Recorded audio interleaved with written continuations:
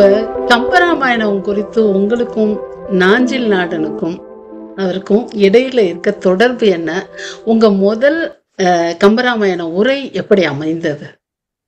கம்பராமாயணம் அங்கொன்றும் இங்கொன்றுமாகத்தான் அவன் நிறைய வாசிச்சிருக்கேன். தனித்தனியா தனித்தனியா எங்க வாசிக்கிறது. அப்போ என்னுடைய அக்கா ஸ்ரீராம் சிட்ஸ்ல மேனேஜரா இருந்தாங்க. ஆகவே அங்கே இந்த அமுத சுரபி அதே நிறுவனத்தால, ஸ்ரீராம் நிறுவனத்தால தான் அப்ப நடத்தப்பட்டு, இப்போ அங்கதான் நடத்துறாங்கன்னு நினைக்கிறேன். அப்ப அமுத சுரபி இதழ் தொடர்ந்து எங்க வீட்டுல இருக்கும். அதுல நிறைய எப்படி பார்த்தாலும் கம்பராமாயணத்தை குறித்த ஒரு கட்டுரையாவது அதுல இருக்கும். யாராவது எழுதியிருப்பாங்க அதுல அமுத சுரபியில. குறிப்பா அதனுடைய தீபாவளி மலர் எல்லாம் பாத்தீங்கன்னா, நான் இன்னைக்கு அதையெல்லாம் சேர்த்து வைக்கலையே நினைச்சுக்கிறேன். அமுத சுரபியினுடைய தீபாவளி மலர்கள்லாம் அவ்வளவு பிரமாதமா தமிழ் இலக்கியத்தை குறித்து, ஓவியங்களை குறித்து நிறைய சுவாரஸ்யங்களான சுவாரஸ்யமான இதழாக அது எப்போதும் இருக்கும். இப்ப நான் அப்படி வாசிச்சுதான் எனக்கு பழக்கமா இருக்கு. அப்ப முதல் முறையாக ஒரு எழுத்தாளர் ஜெயமோகன் வழியாக காவிய முகாம் ஊட்டியில நடத்தலான்னு அது ஏற்கனவே நடத்தி கொண்டு இருந்தார். அதனுடைய ஃபார்மேட்டை ஒரு சின்ன சேஞ்ச் பண்ணி, அதாவது 2009 நான் அவரை சந்திக்கிறேன். அப்ப நண்பர்கள் எல்லாம் ஒரு கூட்டமா ஒரு குழுவாயிட்டோம். அப்ப அதை அடிப்படையாக வைத்து காவிய முகாமை இன்னொரு ஃபார்மேட்ல அதுக்கு முன்னாடி கவிஞர்களுக்கும் எழுத்தாளர்களுக்கும் மட்டுமே நடந்துட்டு இருந்த ஒரு முகாம் தான் காவிய முகாம். ஜெயமோகன் பல வருடங்களா அதை தொடர்ந்து நடத்திட்டு இருந்தார். இப்ப நண்பர்கள் அவங்க வாசகர்களும் சேர்ந்து பங்கு பெறும் ஒன்றாக அதை நடத்தலாம்னு சொல்லி மாத்தி நடத்தலாம். அதுல கம்பராமாயணத்துக்கு ஒரு அரங்கு அப்பதான் நாஞ்சில் சார் தான் நடத்துறாரு. முதல் வகுப்புலயே இந்த இங்கிலீஷ்ல சொல்ற மாதிரி டேக்கன் அபேக், அப்படியே வாய மூடவே முடியல. ஏன் பாவி எப்படி எழுதி வச்சிருக்கான் கம்மன் அப்படின்னா, அது இவர் சொல்றது பாத்தீங்கன்னா நாஞ்சிலுடைய குரலும் அவரு ரொம்ப கம்பராமாயணம் பேச ஆரம்பிச்சா அவரே கனிவாயிருவார். அவர் வாய்ஸே ஹஸ்கி வாய்ஸா மாறிடும் கம்பராமாயணம் பேச ஆரம்பிச்சாரு. அவ்வளவு அவர் ரொம்ப எளிமையா சொல்ற மாதிரி இருக்கும். ஆனா ரொம்ப இன்வால்வ் ஆகியிருப்பாரு கம்பன்ல. எனக்கு அவர் சொல்ற அப்புறம் அந்த ஊட்டி நாட்கள், காவிய முகாம் நாட்கள் முழுவதுமே நான் அவரோட தான் இருப்பேன். இப்ப ஜெயமோகனோட நடைப்பயணம் போறவங்க போயிடுவாங்க. இப்ப நான் இவரோட தான் பெரும்பாலும் இருந்து நாங்க சமையல் குறித்தும் கம்பராமாயணம் குறித்தும் நிறைய பேசிட்டே இருப்போம் தொடர்ந்து. அப்புறம் அதுக்கு அடுத்த வருடங்கள்ல அவர் இந்த பாடல்களை நான் சொல்றேன், நீங்க எனக்கு அந்த இதையெல்லாம் எடுத்து காப்பி பண்ணி அதை தர முடியுமா, எனக்கு என் கம்ப்யூட்டர் எனக்கு எப்படி செய்யன்னு தெரியலன்னு சொன்னேன். அப்புறம் அது ஒரு முறையாவே ஆயிடுச்சு. அவர் இந்த கம்மன் பதிப்பு வச்சிருக்கீங்களா, எனக்கு அவர் தான் வைமுக உரை வாங்கி கொடுத்தாரு. அவர் சொல்லிதான் உமா பதிப்பகத்துல இருந்து வைமுக உரை வாங்கி. அப்புறம் அவர் பாடல் எண் இது இப்படி ஆரம்பிக்கிற பாட்டு ராஜகோபால் இது அப்படின்னு சொல்லுவார். அதை எடுப்போம். அப்புறம் அவர் அந்த தீமை சொல்லுவார், இந்த வருஷத்துக்கு இது சொல்லலாம்னு இருக்கேன் தீம், இந்த பாட்டு அந்த தீமுக்கு ஒத்து வருதான்னு பார்த்து சொல்லுங்க அப்படின்பாரு. அதை பார்த்து சார் இந்த பாட்டு வேணுமா, அப்படியே அப்ப இதை மாத்திக்குவோம், அப்படி ஒரு ஒரு உரையாடலா தான் அவரோட கம்பனை பேசியிருக்கோம். அப்புறம் அப்படி எப்பெல்லாம் கம்பன்ல ஏதாவது கிடைக்குதோ அப்பெல்லாம் அவருக்கு போன் பண்ணி பேசுவேன். அதே மாதிரி எப்போதெல்லாம் கம்பன் நாஞ்சிலுக்கு எதையாவது காமிச்சு கொடுத்தாருன்னா என்கிட்ட கூப்பிட்டு சொல்லுவார். அது வயது வந்தவர்களுக்கு மட்டுமான ஒரு அழைப்பாகத்தான் இருக்கும். ஏன்னா போனை எடுத்த உடனேயே நார்கோல் பாஷையில் ஒரு பச்சை தெறி விழிப்பார். யாருக்கு? கம்பனுக்கு. என்னமா எழுதியிருக்காரு அது, அது பாராட்டு. அப்படி எழுதி இப்படி ஒன்னு எழுதி வச்சிருக்கான் பாருங்க, 3 நாளா எனக்கு உறக்கம் இல்லாம பண்ணிட்டான் அப்படின்னு கம்பனுக்கு சாபம் எல்லாம் கொடுப்பாரு. அதனால இந்த சாக்கிய நாயனார் மாதிரி தான், கல்லால் எரிந்து அது பூவாக மலர்ந்த மாதிரி அவருக்கு கம்பனுக்கு போய் விழும். கம்பனுக்கு பெரிய ரசிகர்னா அவர் தான். அப்புறம் தான் அவருடைய ஆசிரியர் திரு பத்மநாபனை குறித்து அவர் சொல்றார். ஒவ்வொரு முறையும் அவரை குறித்து சொல்லும் போது இவருக்கு இது தொண்டை அடைச்சிடும். அவர் எப்படி சொல்லி தருவார் கம்பராமாயணத்தை, தனக்கு எப்படி சொல்லி தருவார். அவங்க வீட்டம்மா எனக்கு காஃபி கொடு, பசியோட வருவேன், பசியோடன்னு சொல்ல முடியாது நந்தி நாடு, பசியோட வருவேன். எவ்வளவு பசிங்கிறத அவர் அதுல சொல்லுவார். பசியோட வருவேன், காஃபி கொடுப்பாங்க, சாப்பிட்டுட்டு போறதுக்கு முன்னாடி சாப்பிட்டு போ அப்படின்னு சொல்லுவாங்க. முடிச்சிட்டு இந்த காப்பியும் சேர்ந்து தானே ஓடுது இந்த ரத்தத்துல அப்படி சொல்லுவார் அவர். அப்ப கம்பராமாயணம் அவர் வழியாகத்தான் நான் தொடர்ந்து கத்துக்கிட்டேன். அப்போ சிங்கப்பூர்ல ஒரு காவிய முகாம் நடத்தலாம்னு சொல்லி போனோம். போகும்போது பாடல்களை தேர்ந்தெடுத்து அது உரைய வச்சு அதை எல்லாமே பண்ணிட்டு போறோம். இங்க சென்னையிலிருந்து ஃபிளைட், சென்னையில இருந்து விமானம் ஏறி அங்க இறங்கும் போதுதான் தகவல் வருது, நாஞ்சிலினுடைய தாயார் தவறிட்டாங்க. அப்ப உடனடியாக நாங்க போய் இறங்கியது சிங்கப்பூர்ல இரவாயிருச்சு. மறுநாள் காலையில இருந்த அதிகாலையில இருந்தா அவருக்கு விமானம் இருக்கு, நடுவில் விமானம் கிடையாது. ஆக அவர் என்ன செஞ்சாருன்னா, நான் காலையில கிளம்பி போயிடுவேன், நீங்களே நடத்திருங்க ராஜகோபால் வகுப்பு. சார் கேட்டாங்கன்னா எனக்கு என்ன சார் தெரியும், அதெல்லாம் ஒண்ணும் இல்லை, இத்தனை நம்ம பேசுனது தானே, நம்ம என்ன பேசணுமோ அதை நீங்க எடுங்க, அதை பத்தி ஒண்ணும் இல்லை, நீங்க தைரியமா எடுங்க, அவர் ஜெயமோகன் நான் சொல்லிடுறேன் அப்படின்னு சொன்னாரு. அப்புறம் ஜெயமோகன் தாராளமா நீங்க எடுக்கலாமே, நான் அவர்கிட்டயும் போய் சொன்னேன், சார் திடீர்னு பயமா இருக்கு சார், கம்பராமாயணம் எல்லாம் நம்ம அதுல முழுக்க உட்காந்து அவரை மாதிரி படிச்சது கிடையாது சார், வாசிச்சு படிச்சு அவர்கிட்ட கேட்டு அப்படி வந்ததுதான் சார், அவ்வளவுதான் படிப்புன்னா வேற என்ன இருக்கு, நீங்க எடுங்க அப்படின்னு சொல்லி வழக்கம் போல ஜெயமோகனும் பிடரியை பிடித்து தள்ளி விட்டார். அப்படியாக கம்பராமாயணம் ஆரம்பிச்சது. அது வாசிப்பு அப்படியே தொடர்ந்தது. அது எங்க 2012லயே வந்து நீங்க வந்து புதுமை பித்தன் மரணங்கள் அப்படின்ற ஒரு தலைப்புல அவருடைய கதைகளை பத்தி எழுதியிருக்கீங்க. அப்புறம் விஷ்ணுபுரம், வெள்ளை யானை குறித்து உங்க வாசிப்பு அனுபவம் நீங்க வந்து தொடர்ந்து எழுதிட்டு இருக்கீங்க. இப்படி இப்போ வந்து இலக்கிய விமர்சகராக நூலை அறிமுகம் செஞ்சு பல மேடையில நீங்க பங்கு பெற்றிருக்கிறத பார்க்க முடியுது. இலக்கிய விமர்சனத்துல நீங்க சென்று சேர்ந்தது எப்படி? இலக்கிய விமர்சனத்துடைய தற்போதைய நிலை என்னன்னு நினைக்கிறீங்க? விமர்சனம் எப்படி இருக்கணும்னு நினைக்கிறீங்க? என்னை விட சிறந்த விமர்சகர்கள் தமிழ்ல இருக்காங்க, விமர்சனம் குறித்தும் சொல்லக்கூடியவர்களா இருக்காங்க. நான் ஒரு விமர்சகராக என்னை எப்போதுமே நான் என்னைய யோசிச்சது இல்லை. ஏன்னா விமர்சனத்திற்குரிய கோட்பாடுகளை நான் முன்வைக்கிறது இல்லை. நான் ரசனை அடிப்படையிலாக ஒரு ஒரு படைப்பை அணுகும் விதம்னு ஒண்ணு இருக்குது இல்லையா, அதை திரும்ப திரும்ப சொல்றவனாக மட்டும்தான் என்னை நான் யோசிக்கிறேன். அது விமர்சனமாகவும் அமையும். ஆனால் விமர்சகன் அப்படிங்கிற ஒரு அடையாளத்தோட நான் எந்த படைப்பையும் அணுகிறது இல்லை. ஒரு வாசகனா மட்டும்தான் என்னை நான் அணுகிறேன். அப்ப அந்த ரசனைக்கு உட்பட்ட அளவுல அது எப்படி இருக்குங்கிறதான் நான் சொல்றேன். அது விமர்சனமாக அறியப்படுகிறது அல்லது அப்படி எடுத்துக்கொள்ளப்படுகிறது. ஆக அது வந்து நம்ம மக்களுடைய பெருந்தன்மை காரணமாக நான் விமர்சகனாக தொடர்ந்து கொண்டு இருக்கிறேனே தவிர நான் என்னை ஒரு ஒரு ஒரு விமர்சகனாக அதை வைக்கிறது இல்லை. படைப்பு வந்து தமிழினுடைய செழுமைன்னு ஒண்ணு இருக்கு. ஒரு மொழியினுடைய செழுமைங்கிறது அதன் படைப்புகள் தான். வேற வேற எதை நீங்க செழுமைன்னு சொல்லுவீங்க?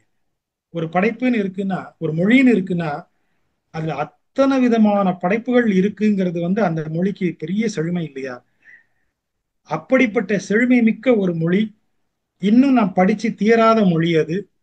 அப்ப அந்த மொழியில இருந்து ஒரு படைப்பு வரும்போது ஒரு குறைந்தபட்சமாக இந்த மொழியின் செழுமைக்கு உரிய பொறுப்புணர்வு அந்த படைப்புக்குள்ள வருதாங்கிறத நான் எப்போதும் ஆஹ் அதை பார்க்குற ஆளாவே நான் இருக்கேன்.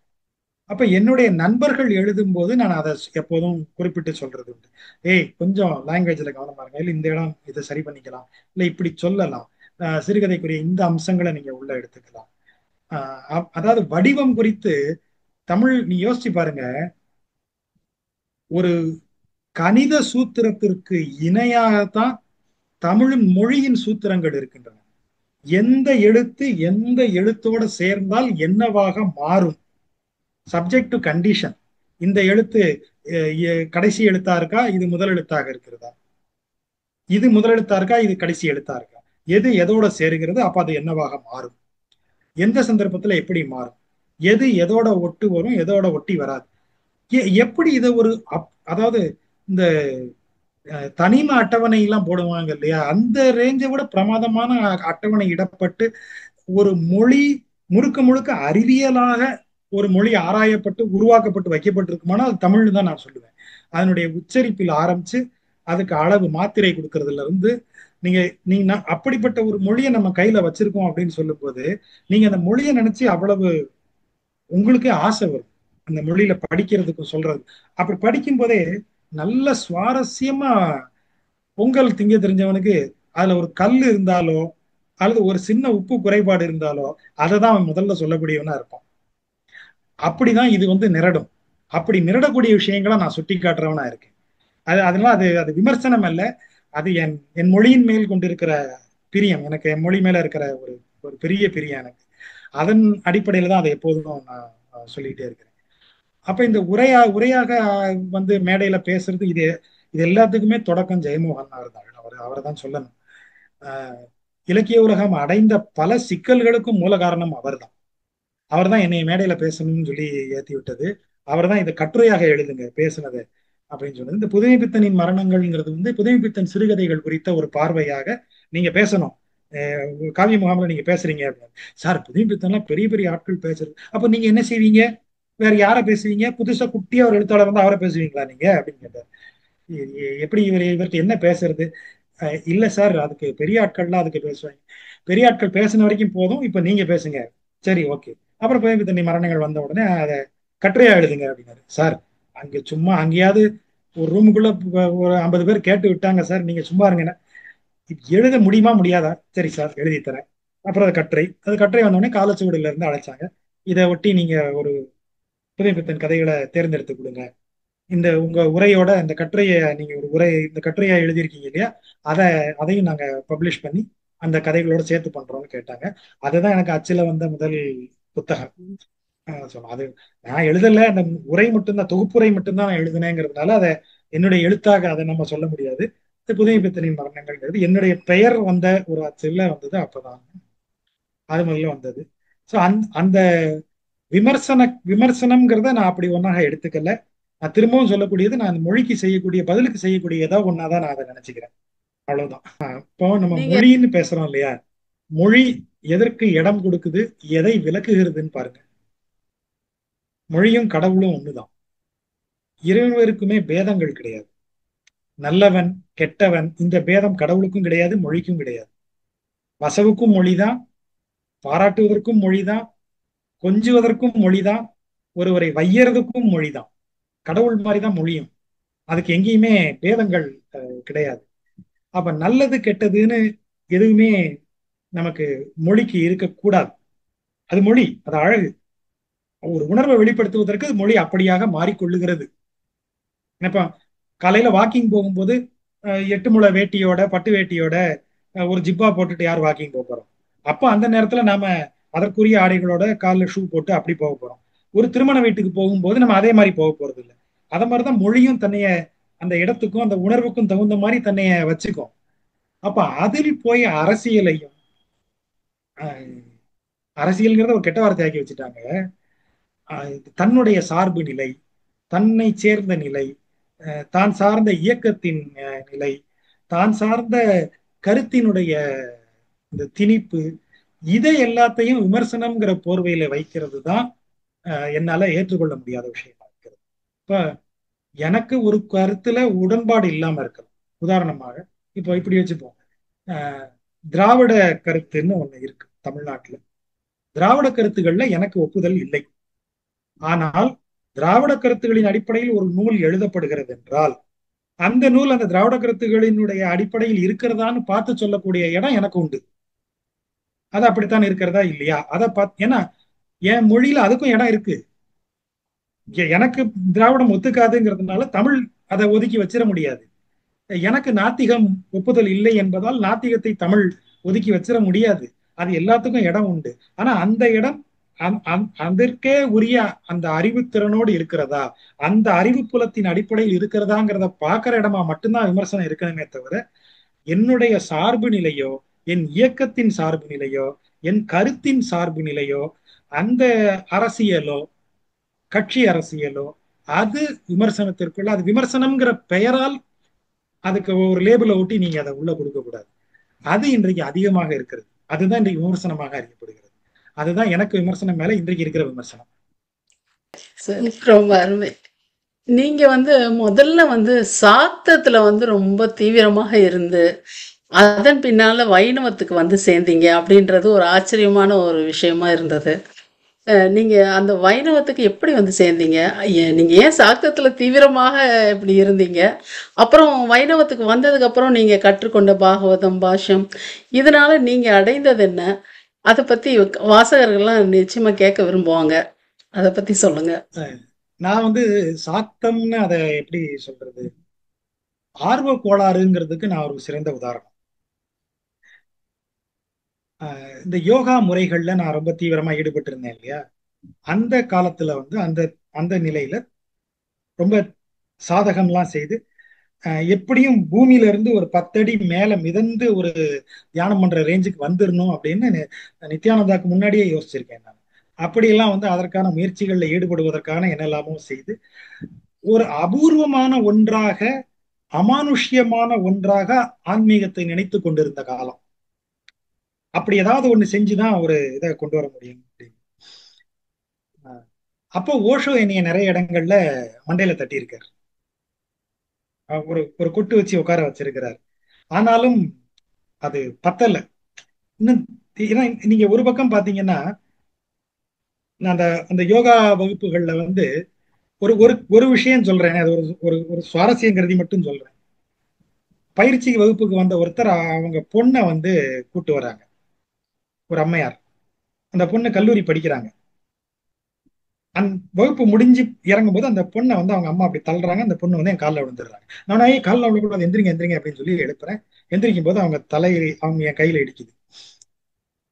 அவங்க என்னன்னா, ராத்திரி தூக்குறதுல அவங்களுக்கு பயங்கர கனவுகள் வருது. ஏதோ வந்து அழுத்துற மாதிரி இருக்கு, செய்யுது. கல்லூரி ஹாஸ்டல்ல இருக்க முடியல அப்படின்னு அவங்களுக்கு ஒரே புலம்பல்.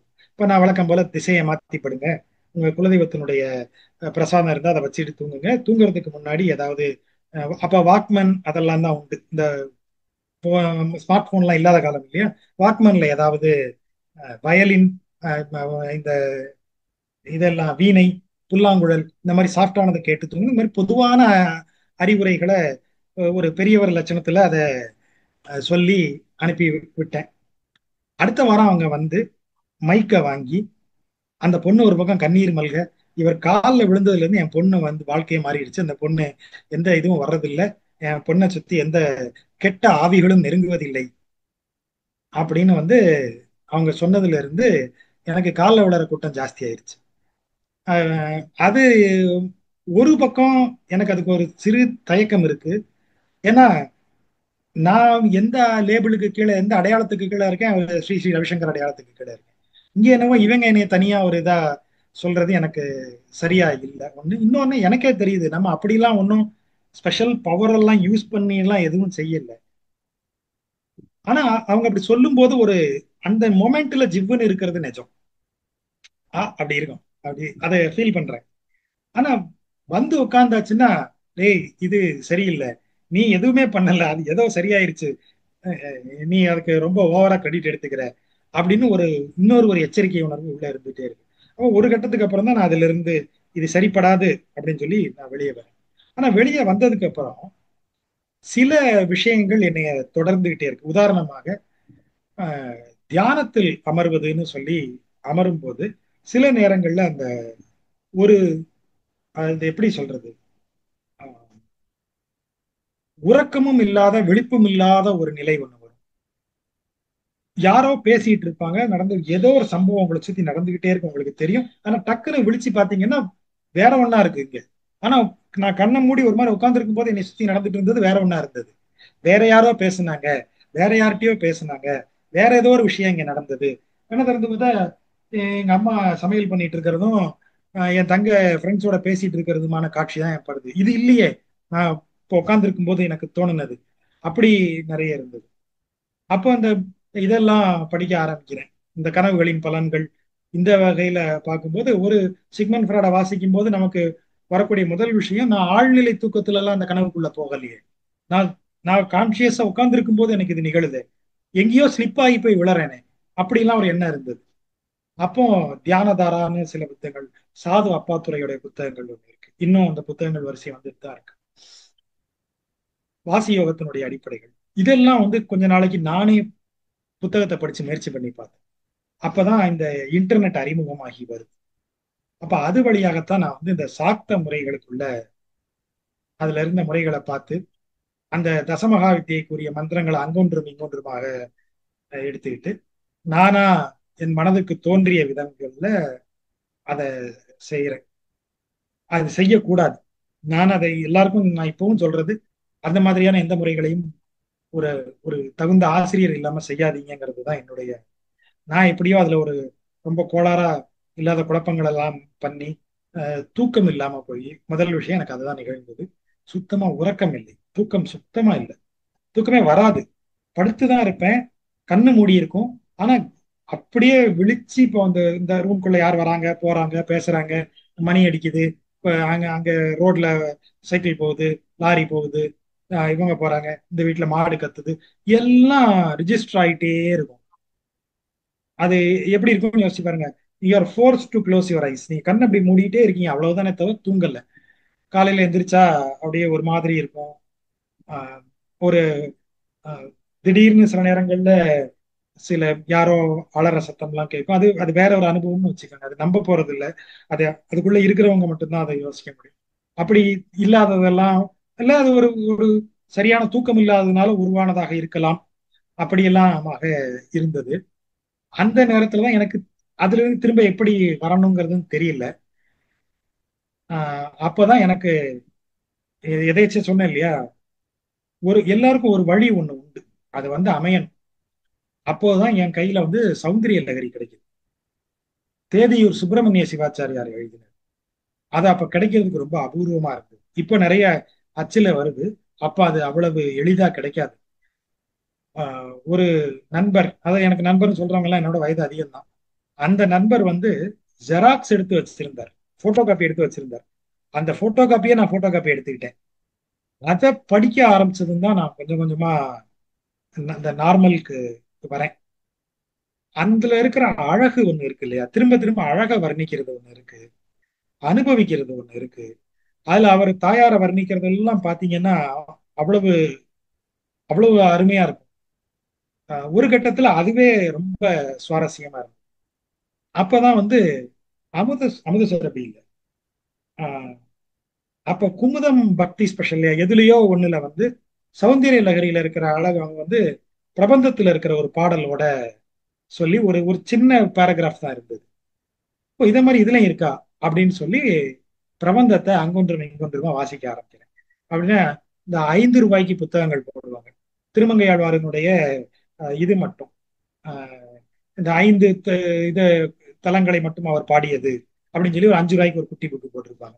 அப்ப நம்ம பெருசா சம்பாதிக்கலைங்கிறதுனால அந்த 5 ரூபா பக்கா தான் வாங்குவேன். அது அப்படி ஒவ்வொரு பார்ட்டா அது இருக்கும். அதை மாதிரி வாங்கி அப்படி கொஞ்சம் கொஞ்சமா தான் நான் வாசிக்கிறேன். அப்படி வாசிக்கும் போது எனக்கு அது ரொம்ப சுவாரஸ்யமா இருக்கு. ஸோ அது என்னுடைய அனுபவம். அதிலிருந்து இந்த பாகவதம் வாசிக்கிறது. அப்புறம் நான் இருந்த இடத்துல நிறைய அந்த பஜனைகள் அதெல்லாம் நடக்கும். எங்க அம்மா பஜனையில ரொம்ப ஆர்வமா ஈடுபடக்கூடியவங்க. அந்த பஜனை கோஷ்டி கிட்டத்தட்ட 50 வருடங்கள் தொடர்ந்து நடந்தது. அம்மாவனுடைய நண்பர்கள் இன்னும் திருநெல்வேலியில அதனுடைய ஆட்கள் சிலர் இன்னும் இருக்கிறாங்க. இப்பவும் அது நடந்துட்டு தான் இருக்குது. அவங்கள் வழியாக இந்த பாகவத கதைகள் பேசப்படுவது, அந்த உரைகளை கேட்பது, இது ஒரு பக்கம் தொடர்ந்துட்டே இருந்தது. அதெல்லாம் இதுவும் அதுவும் அப்படி ஒன்னு அறியாம ஒன்னு அப்படியே ஒன்ன மேட்ச் பண்ணிட்டு போயிடுச்சு. சாக்தத்தினுடைய உபாசகனாக நான் இருந்தது இல்லை. ஆனா சாக்த உபாசனையை நான் ஒரு கண்மூடித்தனமான வழிமுறைகள்ல பின்பற்றி சில சிரமங்களை அனுபவிச்சிருக்கேன். அவ்வளவுதான். ஆனா இன்றைக்கும் நான் அடிப்படையில வைணவனாகலாம் நான் மாறவே இல்லை, அதையும் சொல்லணும். எனக்கு பிரபந்தம் ரொம்ப பிடிக்கும். இப்ப கிருஷ்ணரை ரொம்ப பிடிக்கும். அந்த பெருமாளுடைய இதை நான் ரொம்ப அனுபவிக்கிறேனே தவிர இன்னும் எனக்கு அம்மைதான் முதல்ல. இப்போ ஜெயமோகன் அவர்களுடைய நீளத்துக்கு நீங்க ஒரு ஒரு நிகழ்வு மாதிரி வச்சிருந்தோம். அப்போ நீங்க விளக்கம் சொல்ல ஆரம்பிச்சு 4000 திவ்ய பிரபந்தத்துல 2000 பாடல்கள் விளக்க உரை முடிச்சு 3000த்துல காலடி எடுத்து வச்சிருக்கீங்க. இந்த பயணம் எப்படி சாத்தியமானதுன்னு நினைக்கிறீங்க? இதுல என்னுடைய பங்கு எதுவுமே கிடையாது, நண்பர்களால நடந்ததுதான். நீங்க, அவங்க விஜி, ஒரு டாக்டர் முத்துகிருஷ்ணன், இப்படி நண்பர்கள் எல்லாரும் தான் நீளம் வாசிக்கும் போது அதுல நிறைய இடங்கள் ஒரு மாதிரி எங்கேயோ தாவி தாவி போற மாதிரி இருக்கு ஜாஜா, எங்களுக்கு அதை சரியா பிடிக்க முடியல, நீங்க ஒரு ஐடியா சொல்லுங்களேன்னு கேட்டாங்க. ஏன்னா அதுக்கு முன்னால வெண்முரசு தினசரி வெளிவந்து கொண்டிருந்த நாட்கள்ல அப்பவேயே சென்னையில நம்ம நண்பர்கள் சவுந்தர், காளி பிரசாத், சுரேஷ், இப்படி நிறைய நண்பர்கள் எல்லாரும் சேர்ந்து ஒரு மாதம் ஒரு முறை ஒரு கூட்டம் ஒண்ணு போடுவோம். அந்த வெண்முரசில் அப்ப வந்ததை குறித்து தொடர்ந்து பேசிட்டு இருக்கோம். அதுல ஒரு குறிப்பிட்ட தலைப்புகளை கொடுத்து நிறைய நண்பர்கள் அதுல வந்திருக்கிறாங்க. வேணு வெட்ராயன், ஒரு மாரிராஜ், அப்புறம் அந்த பாண்டிச்சேரி நண்பர்கள் எல்லாருமே, தாமரை கண்ணன், இவர் ஹரிகிருஷ்ணன், இப்படி எல்லா இடத்துல இருந்து நண்பர்கள் அதுக்கு வந்திருக்கிறாங்க. அருணாச்சல மகாராஜன் எல்லாருமே அதுக்கு வருவாங்க. கிரிதரன் ராஜகோபாலும் அந்த சந்திப்புக்கு வந்தார், இந்த வெண்முரசு கூட்டத்திற்கு. அப்ப ஒவ்வொருத்தருக்கும் ஒரு ஒரு ஒரு தலைப்பு கொடுக்கப்படும். அந்த தலைப்புல ஒருவர் பேசுவார். நான் அதுல பேசக்கூடாதுங்கிறதுல உறுதியாக இருந்தேன். நண்பர்கள் எல்லாரும் தான் பேசுவாங்க, நம்ம அதை இது பண்றதோட சரி, ஒருங்கிணைப்பதோடு இந்த கேள்வி ஐயங்களுக்கு பதில் சொல்றது, இப்படியாக அது போயிட்டு இருந்தது. அப்போ சொல்வளர்காடு வரும்போது அது உபனிஷத்துகளின் அடிப்படையில் அவர் எழுதியது, ஜெயமோகன் எழுதியது. அவர் உபனிஷத்துல இருக்கக்கூடிய ஒவ்வொரு உபனிஷத்துலயும் இருக்கக்கூடிய ஆப்த வாக்கியங்களை எடுத்துக்கிட்டு அந்த ஆப்த வாக்கியங்கள் உருவாகி வந்ததற்கான கதைகளை ஸ்ட்ராங்கா ஆக்கி அந்த கதைகளுக்குள்ளிருந்து இந்த ஆப்த வாக்கியங்கள் எழுந்து வரக்கூடிய ஒரு முறையை அவர் எழுத்துல கொண்டு வர்றார். அதை வந்து இந்த பாண்டவர்கள் லைஃப்ல தர்மருடைய கேள்விகளோட அதை எப்படி பொருந்தி வருது அப்படிங்கறதெல்லாம் அவருடைய எழுத்தினுடைய வீச்சு. அப்ப அதற்கு அடிப்படையாக இந்த இந்த இதை விளக்கணும் இல்லையா உபநிஷத்தை. சோ இதை சொல்லி அதை விளக்க வேண்டி இருக்குங்கிறதுனால நண்பர்கள் கேட்டுக்கிட்டாங்கன்னு சொல்லி அது ஒரு உரையா ஆரம்பிச்சது. ஆனா ஒரு ஒரு மாதத்துல அது முடியல, 6 உரைகள் ஆச்சு, 6 மாதம் ஆச்சு அது முடிக்க. சோ அந்த ஒவ்வொரு உரைகளாக சொல்லி முடிச்சோம். அந்த அடிப்படையில தான் விஜய் என்கிட்ட கேக்குறாங்க, நீங்க எனக்கு இதுக்கும் பேக்ரவுண்ட் சொல்லுங்க. அப்ப சும்மா பேசிட்டு இருக்கும்போது சொல்லிட்டு இருந்ததுதான், இதுக்கு வந்து நீங்க உபனிஷத்தை எப்படி சொல்வளர்காடுக்கு பார்த்தோமோ அதே மாதிரி இதுக்கு நீங்க பிரபந்தத்தையும் பாகவதத்தையும் தான் நிறைய பார்க்கணும். அதுல இருந்து தான் ரெஃபரன்ஸ் எடுத்து அந்த இன்ஃபுளுயன்ஸ் தான் இவர் இதை எழுதுறாரு ஜெயமோகன் சொல்லியிருக்கு. அப்ப அதை நீங்க சொல்லுங்கன்னு ஆரம்பிச்சாங்க. சொல்லும்போது நிறைய பிரபந்த பாடலை ரெஃபரன்ஸா சொல்ல வேண்டி வந்தது நீலம்ல. அப்புறம் நீலம் வாசிப்பு முடிஞ்ச உடனே நண்பர்கள் எல்லாரும் பிரபந்தத்துல இருந்து நிறைய சொன்னீங்கல்ல, பிரபந்தத்தை சொல்லுங்கன்னு கேட்டுக்கிட்டாங்க. எந்த தயாரிப்பும் கிடையாது, எந்த முன் அனுபவமும் இல்லை. ஆனா நண்பர்கள் கேட்டுக்கிட்டதுனால அதை சொல்ல ஆரம்பிச்சேன். அது அப்படியே போயிட்டே இருக்கு. அதனுடைய கிரெடிட் வந்து முதல் விஷயம் அதை எழுதின ஆழ்வார்களுக்கு தான். ஏதோ ராஜகோபாலன் புதுசா ஒன்ன கண்டுபிடிச்சு ராஜகோபாலனால் அது பெருமை அடைஞ்ச மாதிரி எல்லாரும் பேசும்போது எனக்கு நானே அதை சொல்லிப்பேன் அடிக்கடி. எழுதினது ஆழ்வார், அதுக்கு உரை சொன்ன ஆசிரியர்கள் ஒரு வண்டி இருக்காங்க, அதை கேட்கறதுக்கு நண்பர்கள் தயாரா இருக்காங்க. இத்தனைக்கு இதனாலதான் ராஜகோபாலன் வந்து உட்கார்றாரு. 3 பேரும் சேர் போட்டு வச்சதுக்கு அப்புறம் ஏறி உட்கார்ற வேலை தான் என்னுடைய வேலையா இருக்கு.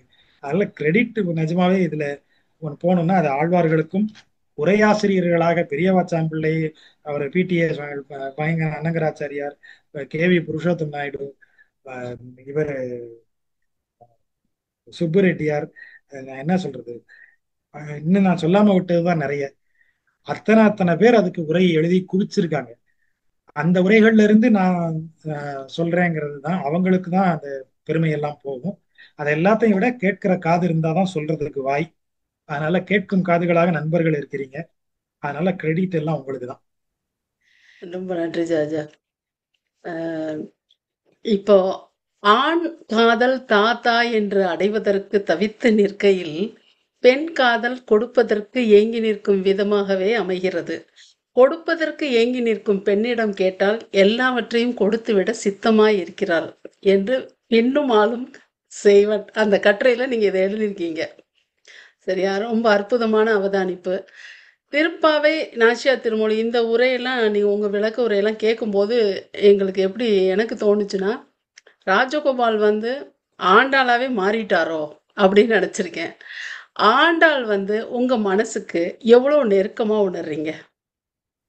பிரபந்தம் வாசிக்கும் போது நம்ம எல்லாவற்றிலுமே ஒரு சின்ன பித்து நிலை ஒண்ணு இருக்கு. அந்த சிறு பித்து நிலை தான் நீங்க அந்த அனுபவத்தை அடைவதில், அந்த அனுபவத்திற்கு ஒரு முழுமை சேர்க்கிறது, அந்த பித்து நிலை அடையிறது தான். எந்த ஆன்மீக பிரிவுகள்லையும் நீங்க போய் பாருங்க, அந்த சிறு பித்து நிலை இல்லாத ஒரு ஆன்மீகம் கூட கிடையாது. ஒரே பாடலை பாடிட்டு ஒரே மாதிரி சுத்திட்டே இருக்கிறது சூஃபியில இருக்கு. இனி அதுக்கு ராட்டினத்துல சுத்துற மாதிரி சுத்தினா இதுக்கு பேரு ஒன்னா ஜிப்பரிஷ்னு இன்னொன்னு இருக்கு. கண்ணா பின்னான்னு வாயில வந்ததெல்லாம் உளர்றது. ஒரு ஒரு ஒரு அடி தள்ளி நின்று பார்த்தா என்ன பைத்தியகாரத்தனமா இருக்குங்கிற மாதிரிதான் இருக்கும். ஆனா நீ அதை விட பெரிய பைத்தியமா வெளியில இருக்க. குலசேகர ஆழ்வார் பாட்டுல ஒண்ணு வரும், ஆஹ் நானாவது பெருமாள் மேல மட்டும் பைத்தியமா இருக்கேன், மற்ற எல்லோரும் பித்தரேன்னு அவர் சொல்லும் போது அவர் என்ன சொல்லுவார், அந்த அர்த்தம் என்னன்னா, நான் பெருமாள் மேல மட்டும் பைத்தியமா இருக்கேன், நீ வெளியில நீ பொன் மேல் பைத்தியம், பெண் மேல் பைத்தியம், புகழ் மேல் பைத்தியம், வாழ்ந்தே ஆகணுங்கிற இச்சை மேல் எத்தனை மேல பைத்தியமா இருக்க நீ? நானாவது ஒரு விஷயத்துல பைத்தியமா இருக்கேன். அப்போ அதை யோசிச்சு பாருங்க. இங்க இருந்து நான் அவனை பைத்தியம்னு சொல்லுவேன், அவன் அங்க இருந்து திரும்பி பார்த்தானா என்னடா கிணத்தனமா வாழ்ந்துட்டு இருக்கீங்கன்னு அவன் சொல்லுவான். அப்ப இந்த ஒரு அந்த பைத்தியக்காரத்தனத்தை ஒரு நொடி நான் அனுபவிக்க முடியலன்னு வைங்க, நான் அதை இழந்தவனாதான் ஆறேன். அப்ப பிரபந்தம் வாசிச்சுட்டு வரும்போது நீங்க ஒரு நொடி அந்த அந்த பைத்தியக்காரத்தனத்தின் முழுமையில் ஈடுபட்டு அனுபவிக்கணும்னா நாச்சியார் திருமணிக்கு தான் வரணும். அவ அப்படி செய்யக்கூடியது. மாசு நீர் வார மானமில்லா பன்றியாய் அப்படின்னு திட்டுறா பெருமாள். உடம்பெல்லாம் அழுக்கு தண்ணி பாசி பிடிஞ்சு கிடக்குற அந்த பொம்பளை நிலமகள் பூமி கீழே, நீ மானம் இல்லாத பன்றி ஒரு எடுத்து போய் அந்த அழுக்கு தண்ணி எல்லாம் அவன் மேல படுற மாதிரி அதையெல்லாம் எடுத்துட்டு வந்த, அப்படி கிடக்கிற பொம்பளைய போய் தேடி போனேன், இங்க ஒருத்தி இருக்கேனே என்னைய விட்டு. அவ அவ கேட்கறதுல வரக்கூடிய அந்த இறைவனை நீங்க நீங்க நீங்க நாச்சியார பேசும்போதே அது தெரியும். ஒரு சந்தர்ப்பத்துல கூட அந்த அம்மா எனக்கு வாழ்வு கொடு, என்னைய முக்தி கொடு, என்னைய கைவிட்டுறாத, என்னைய என்ன சொல்றது, என்னைய அப்படி கெஞ்சிட்டு நின்ன இடமே கிடையாது. ஒரு மரியாதைக்கு ஒரு வார்த்தை சொல்லும், எனக்கு ஒரு வார்த்தை கொடு, பறையேலோ ரெம்பாவாய், ஒரு வார்த்தையை சொல்லிட்டு போ, அப்படி கேட்கும் அந்த அம்மா. அதுக்கு மேல எல்லாம் இந்தா வச்சுக்கோ, எல்லாம் குடு குடுன்னு கேட்டப்ப இந்த அம்மா தான் போய் ஆஹ், ஆஹ், இது ஆயிரது இந்த 100 தடா நிறைய வெண்ணெய் வாய் நேர்ந்து பராவி வைத்தேன்னு சொல்றான். அது கொடுக்கறதுலயும் அந்த மனசு ஒண்ணு இருக்குல்ல, தடான்னா அண்டா, அண்டாலையும் வாய் நேர்ந்து பராவி விளிம்புக்கு மேல குவிச்சின்றா. அண்டாலை துணுண்டு போட்டு ஒரு அண்டா கொடுத்தேன்னு சொல்றதா? அண்டாவுக்கு தழும்ப தழும்ப விளிம்பு வரைக்கும் அந்த மனசு. அப்படி சொன்னேன். நான் நான் கொடுக்கறதா இருந்தா நான் அண்டாளாவே மாறிட்டேனா நீங்க கேக்குறீங்க? வாய்ப்பே இல்லை. பெருமாளுக்கு நைவேத்தியம் பண்ணலாம், வீட்டுல ஏதாவது ஒண்ணு படைக்கலாம்னு சொன்னா கூட 2 கரண்டிக்கு மேல எடுத்து போட்டு ஒரு தட்டுல வைக்க தெரியாது. அந்த அம்மா 100 தடா வைக்கும்.